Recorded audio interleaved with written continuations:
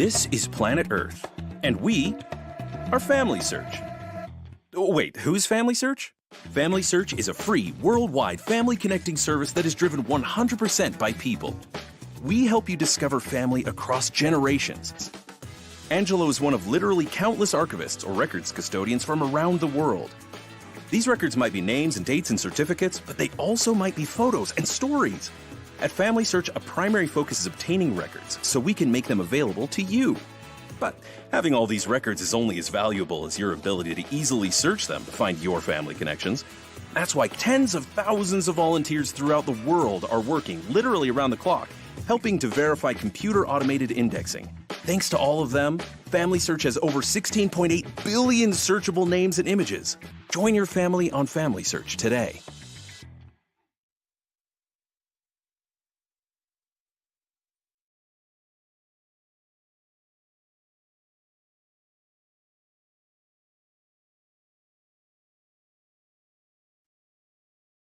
Hello everyone, and welcome to our webinar to help celebrate 75 years of the ICA.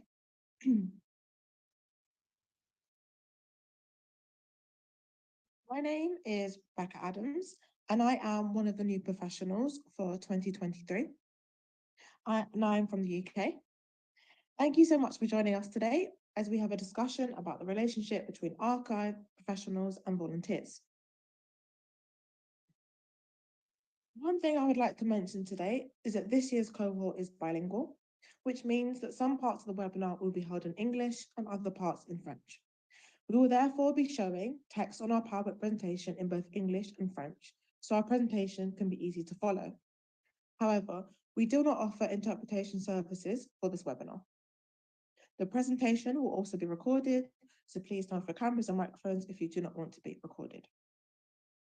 In this webinar, we have gathered an amazing guest who is familiar with and a prominent member of the ICA, Mrs. Sharon Alexander-Gooding, who will be speaking to us today and will no doubt be able to share insights and experiences within the field of archiving. Today, we will explore key themes and the significance of volunteers in the archiving field, the challenges posed by crowdsourcing, strategies for effective communication and collaboration between archivists and volunteers, and thinking about how we can effectively help towards facilitating support for all. We also want our audience to get involved. Please feel free to ask questions in the comment section, share your own experiences, and engage with the discussion with our guests, the cohort, and your fellow attendees.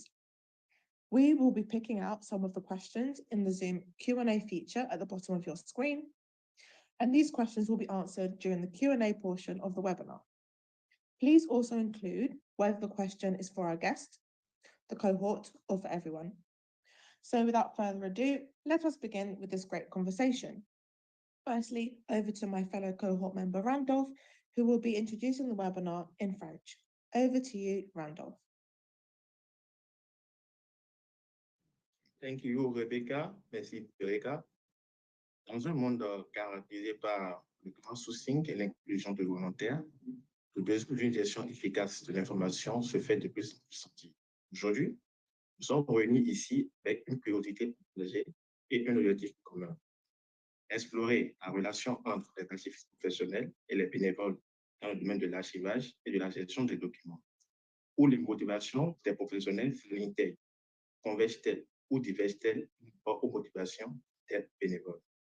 Avec cette question principale, nous cherchons à comprendre comment chaque partie de l'équation contribue au transfert des connaissances pour enrichir les sociétés, améliorer le travail, l'accès aux documents et à la mémoire et garantir ainsi les droits de toutes les parties. Nous avons avec vous, pour ce webinaire, un éminent expert ainsi qu'un panel de jeunes professionnels qui partageront leurs idées, expériences et meilleures pratiques dans le domaine de l'archivage. Bonjour à tous et bienvenue à notre webinaire. Je m'appelle Randolph Idébert Agrippo. Je suis actuellement étudiant en master à l'Institut des sciences de l'Ouest de Toulouse, en France. Avant de commencer, nous voulons vous notifier que cette communication sera bilingue. Vous pourrez toujours suivre votre langue sur le PowerPoint. Nous vous invitons à mettre vos questions en façon puis à intégrer dans l'application Zoom. Pour finir, nous vous informons que cette réunion est enregistrée. Si vous ne souhaitez pas être enregistré, veuillez éteindre votre caméra et votre microphone. Sans plus attendre, nous allons commencer cette conversation intéressante. Merci de vous être joint à nous. Je cède maintenant la parole à mon collègue et panéliste Las afin qu'il puisse présenter notre invité de marque.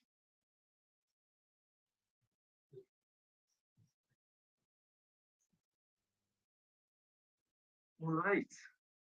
Hello, everyone. I am Lars, and I am a member of this year's NPP cohort. And thank you so much for the introduction, Randolph and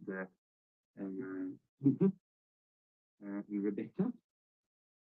I am an archivist and project manager at the Norwegian Museum of Cultural History in Oslo, and my work currently involves enhancing our archives, availability and presence online for our users, and creating attractive environment for the public and volunteers to interact with our archives. And I am really looking forward to diving into this volunteer theme today. And, therefore, I will also say some introducing words about the guest for today's webinar. As they have said, Sharon Alexander-Gooding. So, Sharon is a retired archivist, archival consultant, records manager, and educator.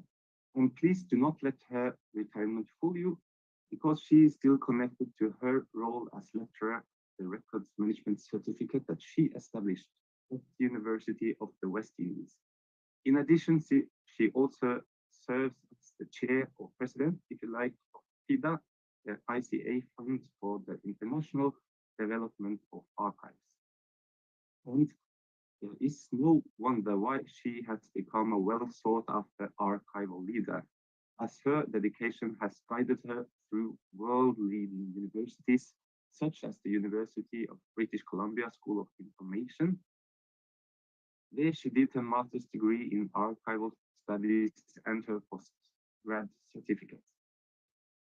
I will also highlight that Sharon has worked extensively in many different positions and locations throughout her career, and I will name just a few to provide an impression. The government of the Trinidad and Tobago, she held the position as acting national archivist and manager.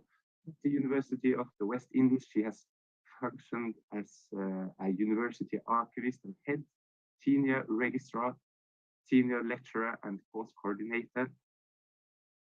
And as an archive consultant, she has engaged with the European Union, USA, and the World Bank, Caribbean Export, and also different governments in the Caribbean, according to herself. And there is so much more about Sharon, and I have just picked something I believe was really exciting and some abbreviations that I pronounce. And for this webinar specifically, Sharon has served in many voluntary capacities. Without going into the specifics, we could mention international organizations such as the ICA, the ARMA International, and Caribica. And she's also a founding member and honorary advisor to the Barbados Association of Records and Information Management. And these are some of the items that make her regarded as a respected leader in our sector. So, hello, Sharon. We are very pleased that you are joining us today. Can you just briefly say hello to everybody? Show your face. Hi, good morning, bonjour. I'm delighted to be with you here today. And I'm really excited to work with the new professionals again. I did do some work in the early days of the program as a mentor for 2 sessions, and I'm glad to be involved with you again. I want to wish the ICA, all its members, and especially you, the new professionals, the happiest of anniversaries on the 75th. And I look forward to celebrating with you as the year goes by. That's it for now. You'll hear much more from me as we go along. Thank you, Sharon. Yes, we will hear a lot more of you later in this session. We are looking forward to it. Thank you. Thank you. And now that the guest has been introduced, who are we? We are 6 panelists today, and we are from the new professionals program at the ICA, and we are spread from across the world. Each of the panelists will introduce themselves, so I will not say more about them. And this new professional program is a special ed program offered by the ICA to support and empower new professionals within our archive sector and record-keeping profession, just as what we are. And within the program, they aim to enhance our skills, our knowledge and networks on an international scale.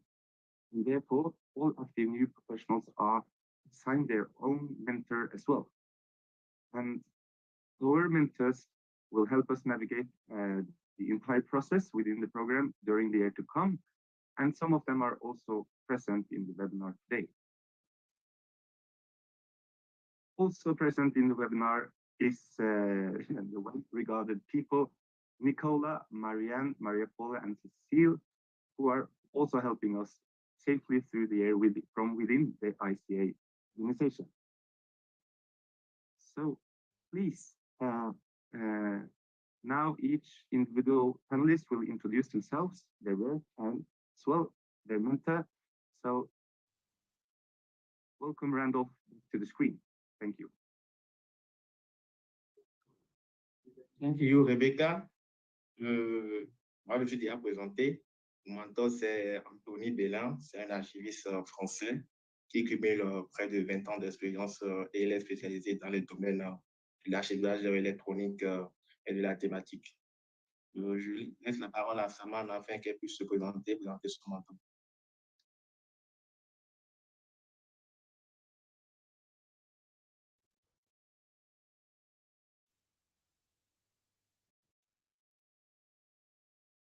Thank you, Randolph, for introducing. Hello, everyone. I'm Saman Qureshi from India. I'm currently associated with Center Archives, one of the first architectural archives, as an assistant archivist.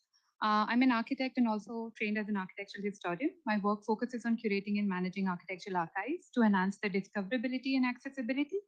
I firmly believe in creative and integrative use of the archives. My mentor for the ICA NPB program is Hilde Elizabeth Halland. She's currently a senior archivist at the UNHCR, the UN Refugee Agency, where she's responsible for the Global Records Management Program. She has over 25 years experience in the records and archives management. Over to you, Lars. Thank you. Again, guys, I am, my full name is Lars Pivelstad Småberg. So introduce myself earlier, I will just say that my mentor is Martin Slinger from Austria, and he is the CEO of an archival consultant company called Archiversum, and he is also a professor in archival science in Boston University of Information. So please, Dinsa, the screen is yours now.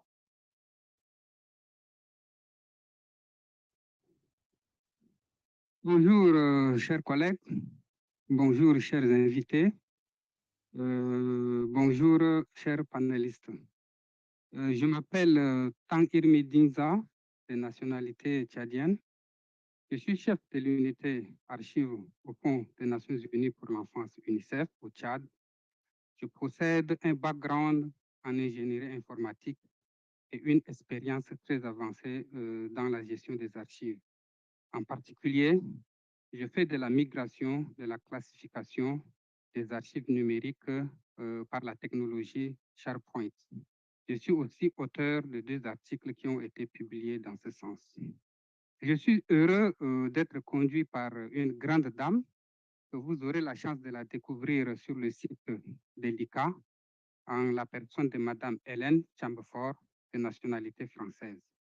Hélène est une archiviste expérimentée qui supervise le service des archives de l'Institut national de la santé et de recherche médicale, en abrégé INSER, en France depuis 1991. Une fois de plus, merci et je passe la parole à ma collègue Gaëlle. Mademoiselle Gaëlle, vous avez donc la parole, s'il vous plaît. Merci. Merci, Denza. Hello, everyone. My name is Gaëlle Stéphan, and I come from Lebanon. I'm an architect and a heritage professional, and I'm passionate about safeguarding and transmitting cultural heritage to future generations. This is why I'm involved with international organizations who focus on archiving and the digital transformation of cultural heritage. My mentor is Ms. Elisabeth Bullmann-Herzog from Switzerland. Elisabeth is a holistic information governance expert and project manager with 22 years of experience in archiving and records management. She founded AlpInfo, which focuses on records management for small and medium enterprises. And that's it. Over to you, Rebecca.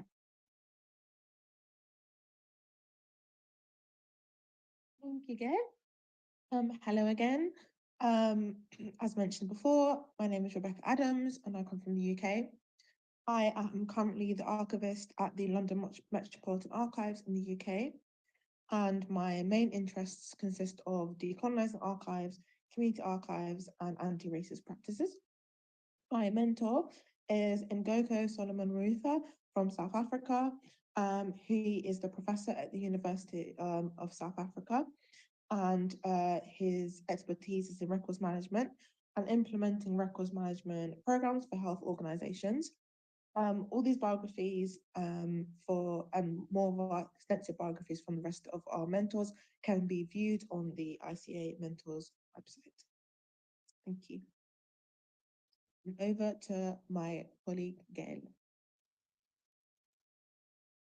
Thank you, Rebecca. I'm going to briefly introduce our project in this section.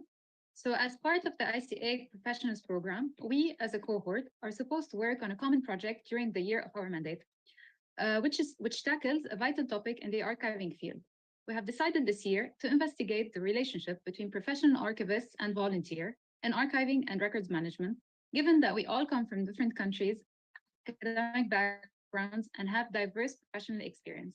We were all volunteer once, we all work with volunteers now. This is why we thought it would be a beneficial idea if we study the professional and volunteer relationship, as this field relies greatly on crowdsourcing and the participation of volunteers. Where do the motivations of professionals and volunteers converge or diverge is one of the main questions we aim to explore in order to understand how each participant in this equation helps transfer knowledge and enhance the work. For this purpose, we chose to invite first our distinguished guest to the webinar today, Ms. Sharon Alexander-Gooding, given her rich and valued experience in the field to be able to further discuss these interactions and the challenges. The project and our journey this year depend very much on the insights we get from today's webinar through the invaluable discussion with Sharon and our audience. So without further ado, I'll pass the floor to my colleague Saman, who will spark the conversation with Sharon and will take us by that to the next part of the webinar. Over to you, Saman. Thank you, Gail, for that introduction to our project. Thank you all for joining. Hello, Sharon, again. I hope you're doing well today, and we are very happy to have you among us. And on behalf of my colleagues in ICA, please allow me to welcome you again, and thank you once more for accepting our offer to be the guest speaker in this webinar. We'll hear from you more as we proceed forward. To begin with, let me briefly explain how we as a cohort formulated themes for our project, which led to developing broad questions to take forward the project. To understand the relationship between professional archivists and volunteers, we collectively, after analyzing and deliberating on a project focus and different contexts as they're situated in different countries, decided to investigate on 6 themes. The first theme is to explore and understand the initial motivations that bring anyone into the field. The second being the ways of collaboration between archivists and volunteers, benefits of collaboration at individual and organizational level, to gain a better understanding of shifting definitions of a volunteer that have a direct impact on the workflow and success of any collaborative projects. Third one, the given different contexts and our geographies, the highlights and challenges that this relationship poses. Fourth being the ways in which volunteering is considered as a valuable skill in one's curriculum and its impact in shaping one's career path and competencies. Fifth, exploring the basis of a good interaction among professional archivists and volunteers. And how does this relationship impact the sector, such as heritage sector, for example? Sixth and last, and but not the least, the potential improvements that we can work on in this field to enrich knowledge societies, which is also the theme of the ICA Congress 2023 taking place in October this year in Abu Dhabi. Hope to see you some few there. These were our concerns and areas we thought we needed to tackle in order to better understand the complexity of the relationship between professional archivists and volunteers. The aim here is really to deconstruct this equation in order to build it again on better grounds. As we think this connection might have a direct impact on the success of different kinds of projects in the archiving and records management field. To expand on these further, I will expand on these themes further. I will pass the floor to my colleague Gail again, who will discuss the first theme, the question about the motivations that bring each one of us to this field and to this webinar. Over to you, Gail. Thank you, Samad, and hello, Sharon. Before asking my question, I would like to briefly share my experience on motivations that led me here and allowed me to grow an interest in the archiving field. Initially, it all happened following a national catastrophe in my home country, which has affected the historic center of Beirut. Then I realized that being an architect wasn't enough to prevent further damages in the city. Indeed, I needed to have access to architectural archives to decide what further actions needed to be taken. Following that horrific incident, I had a better understanding on how architecture and archiving are connected. Therefore, I decided to combine my academic background in architecture with archiving, as rebuilding and restoring require indeed the participation of both architects and archivists. This being said, my question for you, Sharon, would be, what motivated you to become a record-keeping professional in the first place? And how did this motivation play a role in the success of your project?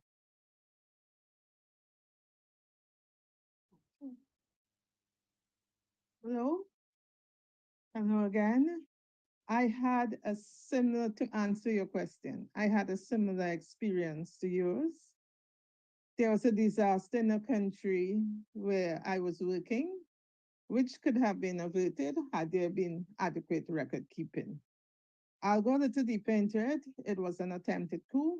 A number of government buildings were blown up, and a number of records were destroyed, original records, without having any backups.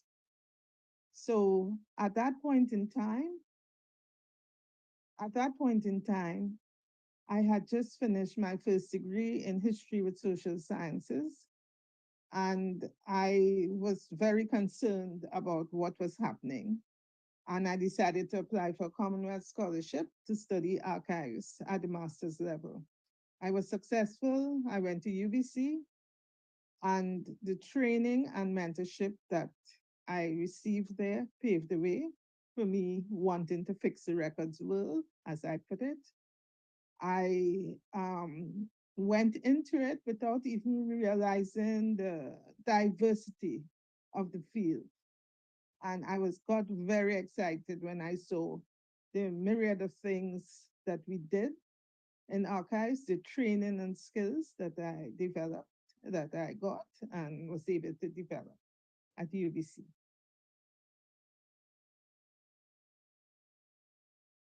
That's, yeah, I was waiting for the screen to move again. I hope that answers your question there.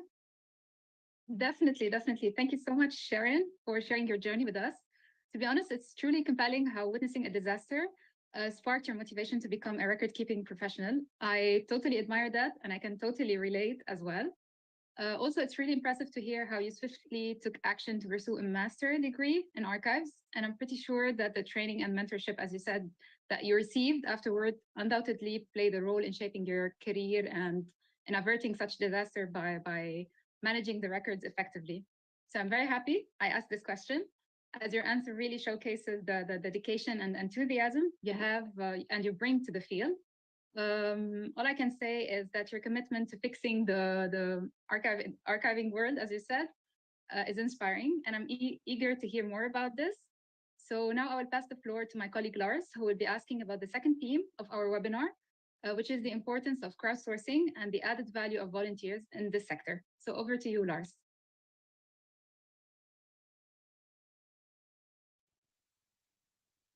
Thank you, Gael. Really interesting. When we are talking about motivations for going into the archive field, one of the many things that motivates me in my work at the archives is facilitating archival sources and the structures around them, the context and everything for people to use and to take part. That being said, there are many ways for people to use the archives, also for volunteers. As you said, there's a lot of things you can do with it. And an important form for volunteers in archives is, for example, crowdsourcing, our place collecting stories, transcribing on a larger scale, or on the more archive technical work, like the volunteers can take part in digitizing processors or in arrangement of archives themselves, or even running an archival business on a volunteer scale. And therefore, my question for Sharon is, what do you feel about volunteering in archives for first? And I have a second question also. How do you feel volunteers are valuable for the archive and heritage sector? So there's kind of two questions there. Thank you. Yes, volunteering is essential. Should be encouraged at all levels. This volunteering can take the form of projects or enroll in us in associations like I did. I did a lot of volunteering in associations and also assisting in the training of non-professionals, because I know for most of us in the countries, there is a dearth of professionals, and we have the people at the records management level who need training. So volunteering to train these non-professionals, because I mean, if they don't have good record keeping at that level, what is going to come to our archives in the end? So it is to be really encouraged, as I say, and I would like you all listening to get involved in this way. Volunteers can provide valuable support for the archive and heritage sectors.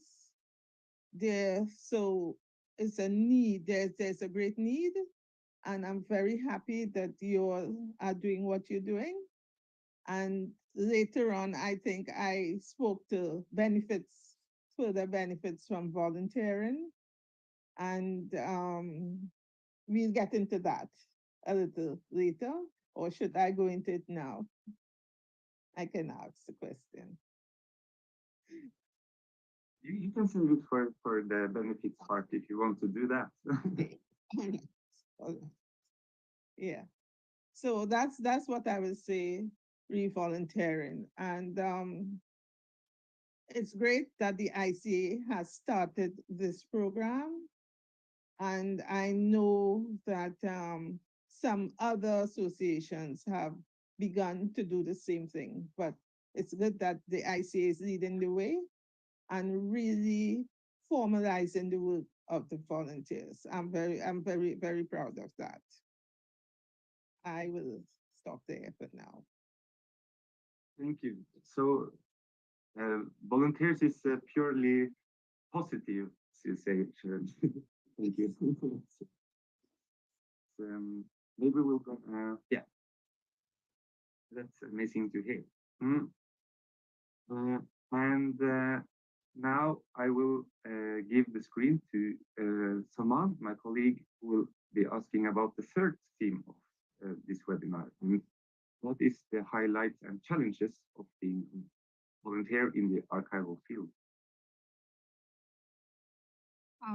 Thank you, Lars and Sharon, for that insight. And I'm going to build up on what you said earlier, Sharon, about the challenges and benefits in the field.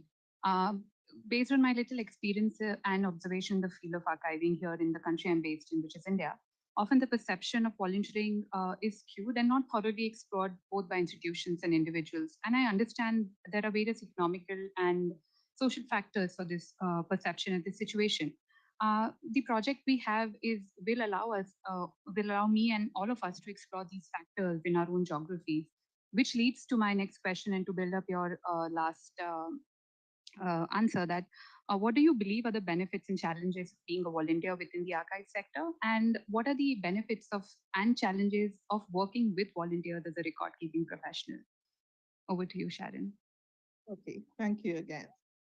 Yes, volunteering helps to build on one's experience.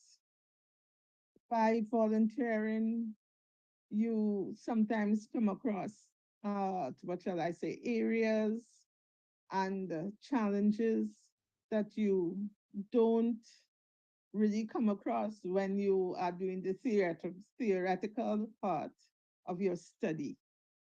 And that is when you really learn, right? You, by volunteering, you get involved at different levels, different areas of the discipline.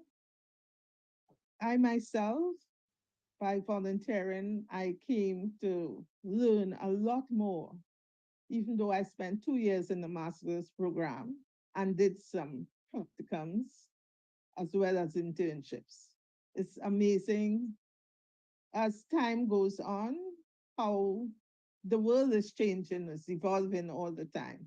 So new, what shall I say, challenges come up, new things are happening all the time, and you have to pivot so that you can fit in. I would say with it allows you to build collaborative networks. Very important, networking. And I must say at UBC, we were instructed by Luciana Duranti that you must build your networks. You must go out. She encouraged all of us to go to conferences, write papers, do research, find your pet area, you know? And so I'm saying all these things with the hope that you all would understand and see the benefits of doing that as well. Also, it's very important to become an advocate for archives. I always found that in programs, training programs, advocacy was left out. And sometimes it's not easy. Some people can be an advocate without trying too hard. Others need to be trained to do that accurately and adequately, if I may say so. So by volunteering, it helps you to develop that advocacy skill. And once you're doing all those things, it's easy. You'll see that you will have upward mobility because you are out there, you are beating the drum for the profession, and they get to know you, they consult you, and your leadership skills are enhanced and developed. So I would say that for the benefits. However, I have some small challenges to speak about. Finding the time as a young professional, and it's difficult sometimes to find the time to devote to volunteers, right? Dependent on what institution or organization that you're connected to, you have obligations, certain obligations, and you find at the lower level, you have to prove yourself. You have to work hard. And sometimes you just don't have the time, but you have to make the time. Put it that way, you have to make the time. In some cases, permissions are needed, And I remember each time in the university that I have to inform if I'm volunteering for a particular sector. And they have to give me the permission to go ahead and do so, even though I'm doing that on my free time. But in some organizations, that's the way it is.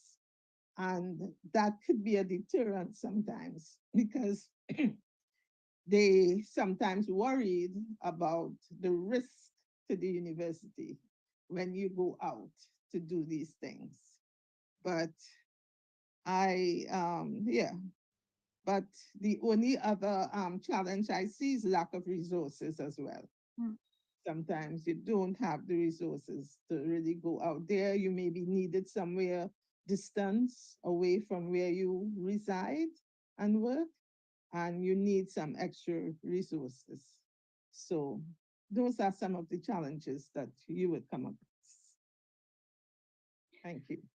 Thank you, Sharon. These have been extremely insightful, extreme good insights, and I think these are really going to help us. And as you mentioned about the collaborative network and resources, we constantly keep on thinking about all these and discussing within the cohort as well. And I'm sure these insights will help frame our understanding about the challenges and benefits better as we move along with the project. Thank you so much. These have been very helpful, and I of course invite the audience as well to engage with this question and do send in their questions to us and their observations to us.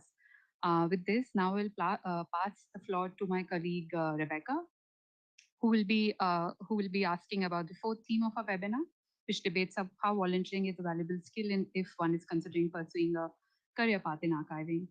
Thank you, Sharon. Over to you, Rebecca. Thank you, Saman. Hello, Sharon. Um, when thinking about volunteering as a valuable skill, particularly in the UK, or from my experience of working as an archivist in the UK, it's very much encouraged for people who want to become archivists or records managers to volunteer. And for a lot of courses, it's a requirement to move on to the master's course of archives and records management. When I was applying, the minimum requirement was at least a year's worth of volunteering. And in order to even feel comfortable or confident enough to even apply for the course. Many students in the UK also go on to do internships and traineeships and take up other volunteering opportunities. Therefore, in my personal experience, it was very much a very valuable skill to actually have the experience of volunteering.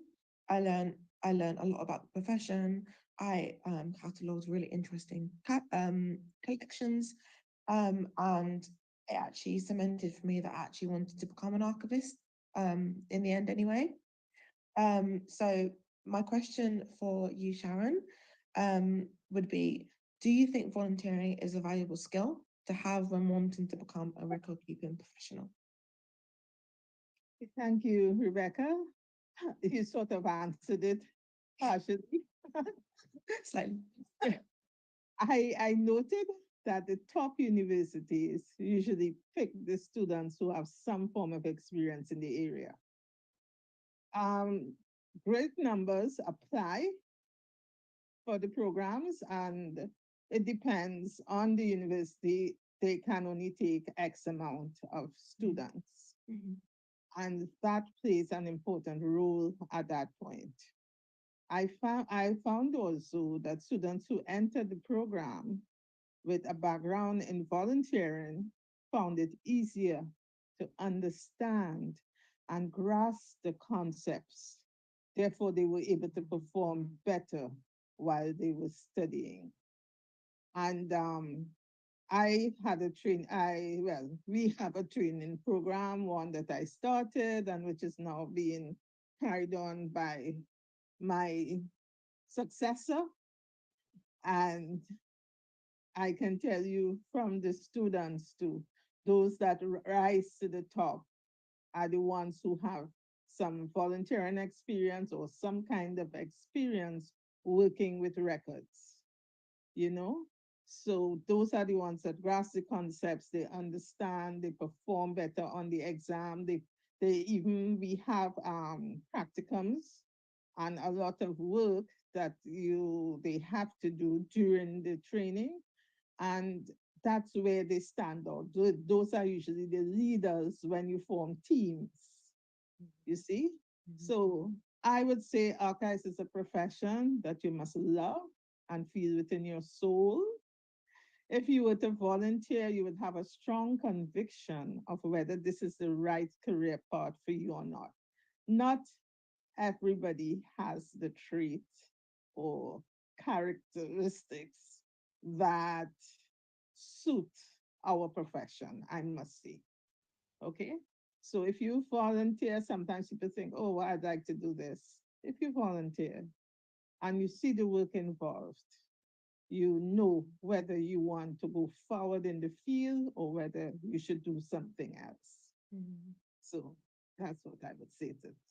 I think that's No, it definitely is, and I agree. It like I said in the introduction, it's helpful for me to actually think about wanting to become an archivist, because I was obviously doing lots of different volunteering, and it made me kind of enjoy and really love the profession. So I think that's really important. I think when thinking about how volunteering can help you in your like further career, basically. But so yeah, thank you so much, Sharon. I will now pass the floor to my colleague Randolph, who will be asking about the fifth theme of our webinar, which explores the basis of a good interaction among professional archivists and volunteers. Just to mention, this part will be conducted in French. However, there will be an English translation on the following content in the PowerPoint, and Sharon's answer will be in English. Okay, over to you, Randolph. Thank you, Rebecca. Bonjour, Madame Sharon. Une fois encore, merci d'être aujourd'hui avec nous. Moi, je vais essentiellement soulever deux politiques. Le projet de cette année est un projet assez passionnant qui touche beaucoup de pays en Afrique. Le concept de bénévole en tant que des historiens, des chercheurs, des enseignants qui viennent donner un coup de main aux archives n'est pas encore assez développé, car l'importance des archives n'est pas encore totalement reconnue de tous. Moi, je m'intéresse un peu plus au recours des étudiants en archivistique ou à des jeunes diplômés comme des bénévoles ou des stagiaires. C'est une pratique qui est assez courante et qui est faite bénéfique, comme vous nous l'avez démontré dans toutes vos réponses. Mais néanmoins, beaucoup d'entreprises s'adonnent à cette pratique pour avoir une main d'œuvre gratuite et refusent ainsi de recruter des diplômés sans un contrat rémunéré. La question est la suivante. Pensez-vous que la pratique du bénévolat peut être un frein à la valorisation dans le domaine des archives, déjà que beaucoup de dirigeants ne trouvent pas l'utilité de faire des études universitaires pour gérer les archives? okay. I hear you there, but I don't think I would say no to the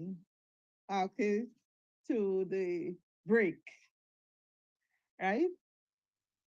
The institutions still need volunteers to assist in the routine day-to-day work, as well as the defined specific projects due to a lack of professional archivists in some regions. Not all of Africa believes that using volunteers is cheaper than employing archivists, from my experience. But of course, there is always the attempt of some sort of exploitation. And this is not, I would say, just for Africa, but for all over the world. You would find institutions that they need help, but if they can save by using non-professionals, and just volunteers, mainly volunteers, because most of the professional volunteers, you have to give a stipend or something of the sort. So, it's a worldwide problem. And I still think we don't have enough archivists in the world because what we do is so important and it is so diverse. It touches on every, every, every facet of work and life, so that it is really important. I had to say that there are some sound archival programs in Africa, right? I was familiar with the one in Botswana. I know of UNISA as well, and some others, the one in South Africa, and other archivists went to England and Canada and so on, and they went back to Africa to work. But there is still a need for a lot more. And I think the key is to have trained archivists in charge of programs and projects who would provide skilled guidance to the volunteers who are working. Because you can't give a volunteer an archival project to do and think they would be great at it. You need to work along with them, you need to supervise them, and I think that is part of our profession. We have to know that we need to help and extend what we have learned to all those that come in to work with us. Hope that answers your question to the point. Randolph. Oui, je retiens que cela dépend des pays et qu'il est important de former des civilistes compétents et les mettre à la tête des programmes et que cela pourrait ainsi amener les institutions à ne plus trop recourir à des bénévoles. Ma deuxième question, merci beaucoup pour cette réponse. Bien concerne les interactions qu'il y a entre les acteurs, c'est-à-dire le bénévole, l'activiste professionnel et l'institution. La notion de bénévolat impliquant les acteurs tels que les historiens, les chercheurs, les aides archivistes, étudiants en formation, ou jeunes professionnels et autres. Madame, nous aimerions savoir quelles sont vos interactions entre ces différents acteurs. Quels sont les risques encourus en faisant appel à des bénévoles? Pour tout le monde dit, cela peut-il impliquer la gestion et l'acquisition des documents, considérant le fait que les bénévoles n'ont pas forcément connaissance des notions en matière de normes et de traitement des documents? Yeah. Well, again, I'll be repeating some of what I said before. On the job training, guidance, and supervision is needed throughout. As a former archival administrator, caution was required when dealing with, and I'm not trying to disparage historians here, who lack training in archive administration. I'm just giving examples from problems that I had or challenges. Historians are often held in high respect within their various institutions, but they believe they understood archival work better than the trained archivists. Senior historians wanted to control the appraisal decisions, which I see posed a danger as they lacked the necessary training. I agree with seeking advice from stakeholders, which the historians are, of course, and it's acceptable. They should not carry out appraisal functions without proper training. I had also an experience with a librarian with minimal archival training who attempted conservation repair on some documents, causing harm to the documents involved. So these are some of the things that we have to be mindful of young archivists are preferred as volunteers. That's my point of view, young archivists, because until they secure permanent or contractual positions. If they can work as volunteers, it will still be building their resume while they are waiting a position. The trained archivist in charge must adhere to principles and ethics when managing challenging situations. So that's the other thing. I always say an archivist has to be a negotiator because you have to negotiate different circumstances and issues as they come about. You have to be almost a legal person. You make sure you have all your evidence at hand to support decisions that you make.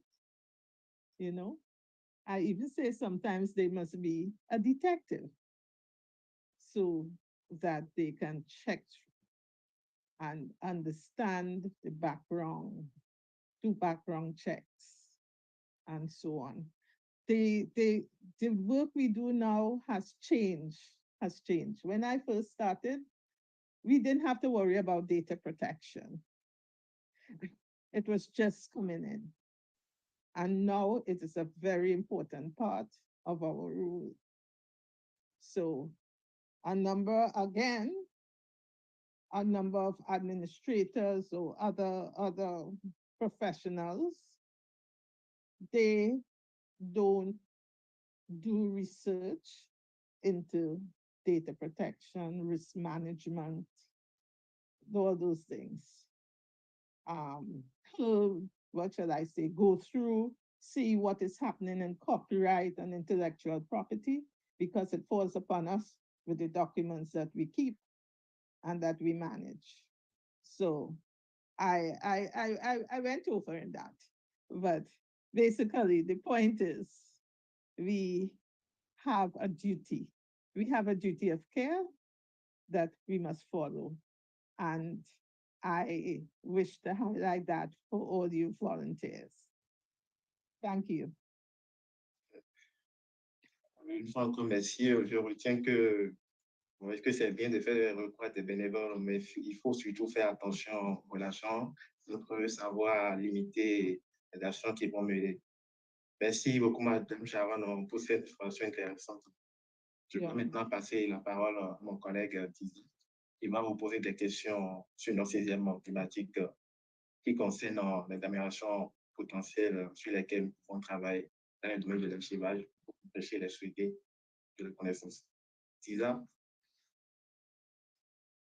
Ok, merci Randolph et merci à Madame Sharon d'être toujours là pour nous accompagner.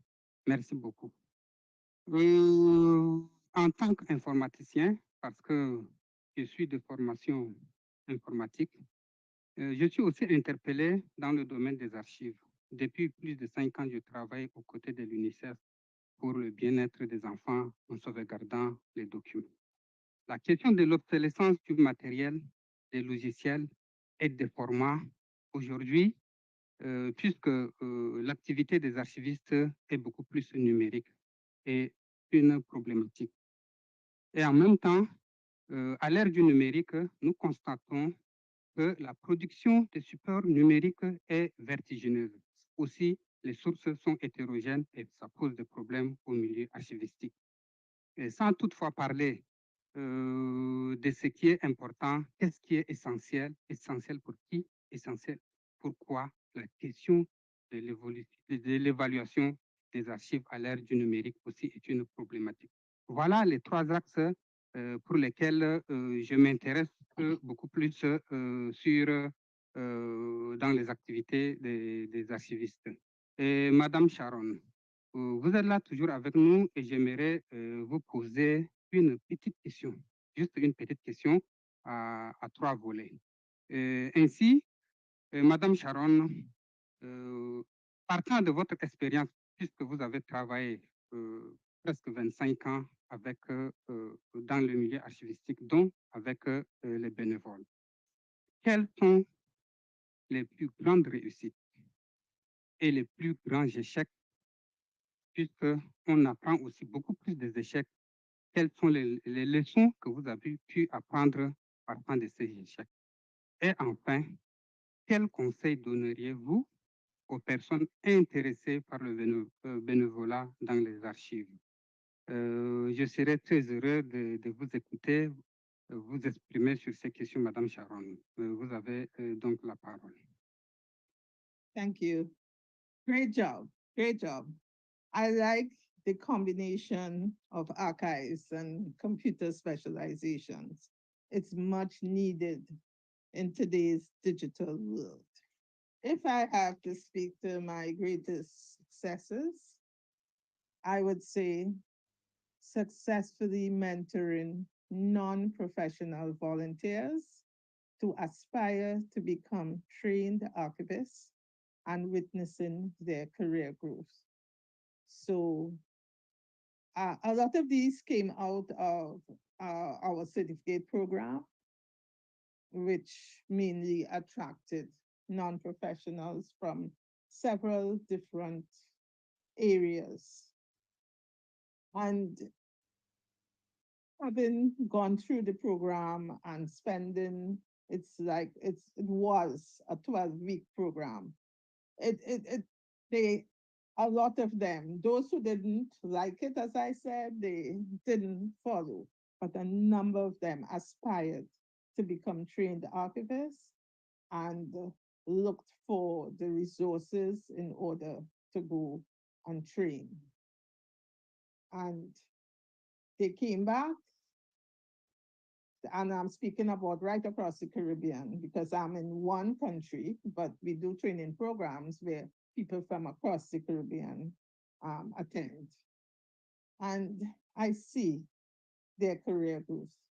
Many have moved up in their national archives, in positions in their national archives, or in banks. I mean, in different areas. So that is satisfying to me. And also mentoring and guiding professional volunteers to overcome workplace stresses and constraints. Because I know you all are new professionals, you know about stresses and constraints in the workplace. And I try my best to guide people how to deal with these different matters. And based on my experience that I gained in government settings, in agency settings, when I went in to do consultancies and I saw what was happening there. So I tried to do that and I get great satisfaction from that. Failures. Some volunteers, despite receiving training and nurturing, they struggle to apply their knowledge in the formal workplace. And sometimes that hurts. You devote so much attention to people to study and to learn the concepts and the principles, and they come back or go back to their places of work and they cannot seem to apply. And I'm still trying to work on that to see if it's something we are missing in our training or what. Or maybe some people just not there with it. They don't feel the passion that we are supposed to feel as archivists. I mean, not everybody's out there, but there are some people who are quiet. They are a little bit introverted, but they sound. They do the work and they give the support needed. So I am, as I say, working on trying to write that failure, even though I'm not retired. A few volunteers believe they knew everything and repeated mistakes without acknowledging their limitations. So they feel a little knowledge sometimes is dangerous. and they feel they know everything. So no matter how you try to show them the right way, they still go the wrong way. So those are the two things I could think of with regard to failures.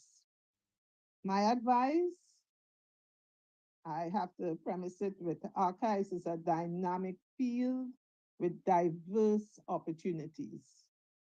The journey in the field of archives can be highly rewarding and satisfying. After spending over 25 years as an archival administrator and educator, I was able to retire with a sense of accomplishment and pride in inspiring others to follow a similar path. And I am still here and archivist for life. And times, I'm not sure I should say this here, my spouse says that archives takes precedence to him. And he would object profusely. But he knows the love is there. I just love archives too. So you will have to balance it, professionals and volunteers, balance your work life and your home life as well. Don't overdo. Thank you. That's what I'll say on that one. Ok, un grand merci, Madame Sharon. J'ai dû retenir le mot guider, encadrer est revenu plusieurs fois. Ça veut dire que, étant professionnel avec les bénévoles, nous devrons avoir l'esprit de partage et l'esprit de tirer les autres vers le haut. Et merci pour cela, merci pour ces conseils. Je vais donc passer la parole à ma collègue Rebecca pour la phase des questions-réponses. Rebecca, tu as donc la parole. Merci.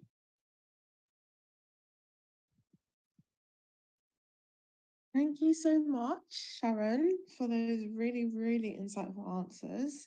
And just generally the discussion that we've been able to have with you has been really, really valuable. And it's made me think about lots of different things within archives. We're going to move on to the Q&A question and answer section of the webinar. Luckily, we have a few questions in the Q&A section. If you do have any questions and any questions come up, please do put them in the Q&A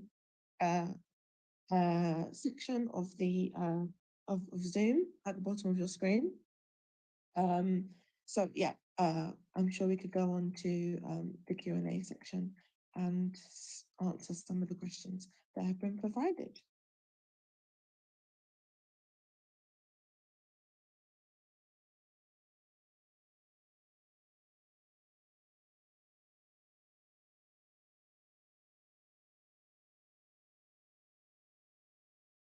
Rebecca, if there are any questions to you, could you just direct it at me?